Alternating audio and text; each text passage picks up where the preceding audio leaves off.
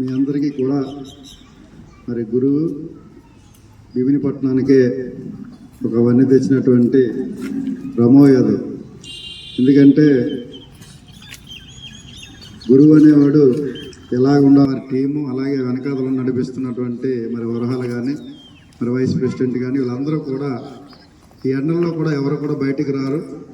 అలాంటిది క్యాంప్స్ అన్నీ కూడా రన్నింగ్ చేసి క్యాంప్స్లో కూడా ఈ ఎండలని అన్నిటిని కూడా లెక్క చేయకుండా మరి భీమినిపట్నంలో ఉన్నటువంటి మంచి చదువులతో పాటు ఒక క్రీడను కూడా అభ్యసిస్తే, క్రీడను కూడా ఆరోగ్యంతో పాటు ఆత్మరక్షణ కలగాలనేది ఉంటే మరి నేషనల్స్లో కానీ స్టేట్లో కానీ మీ అందరికీ కూడా పథకాలు వస్తున్నాయంటే మీ వెనకాతలు ఉన్నటువంటి రమో యాదవ్ వారి బృందం కూడా ఎంతో కృషి చేస్తుంది.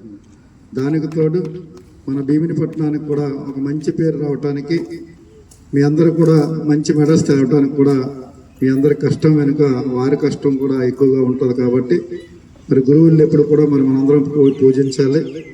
తల్లిదండ్రుల తర్వాత గురువులు మరి ఎప్పుడు కూడా వారి చెప్పు చేతల్లో ఉండి ఇంకా మంచి మెడల్స్ మీరు అందరూ కొట్టాలని మనస్ఫూర్తిగా కోరుతున్నాను. మరి మన వేదిక మీద ఉన్నటువంటి మరి వరాలు తీసుకోండి. ఎప్పుడు కూడా మీ వెంటే ఉంటాడు, మీ వెంటే ఉండి మెడల్స్ తగిలేటప్పుడు కూడా సపోర్ట్గా నిలబడి మీ అందరికీ కూడా గురువుల తర్వాత అతను గురువు అని మీరు అందరూ కూడా భావించాలి.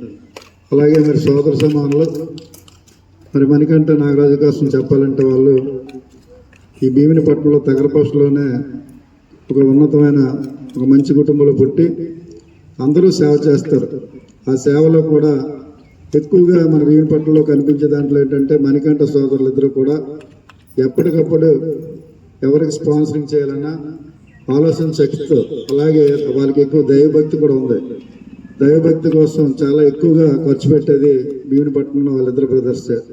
వారిని కూడా మీరు ఎప్పుడు కూడా అభినందించాలి. ఎందుకంటే మీ వెనకాతల ముందు నడిపించేది రెమో అయితే మీ వెనకాతలు నడిపించేది మరి నాగరాజు గారు వారి బ్రదర్స్. కాబట్టి వారికి కూడా మరి ప్రత్యేకంగా నా ధన్యవాదాలు తెలియజేస్తున్నాను సార్. ఎందుకంటే సహాయంగానే ఆర్థిక సహాయంగానే చేసి మరి అందరికీ మరి ఆదర్శప్రాయుడిగా నిలుస్తున్నటువంటి మీ ఇద్దరు బ్రదర్స్ కూడా ప్రత్యేకంగా ఇంకా చల్లగా చూసి మీకు కూడా ఇంకా ఇంకా మంచి పేరు రావాలని, భీమినిపట్నంలో కూడా ఉన్నతమైన మంచి పేరుని ఇంకా మంచి పేరుగా భావించాలని మనస్ఫూర్తిగా కోరుకుంటూ మరి ఇంత చక్కటి కార్యక్రమానికి మమ్మల్ని పిలిచి, మీ అందరికీ కూడా తెలుసు మేము కూడా నేను కూడా ఒక క్రీడాకారుడినే.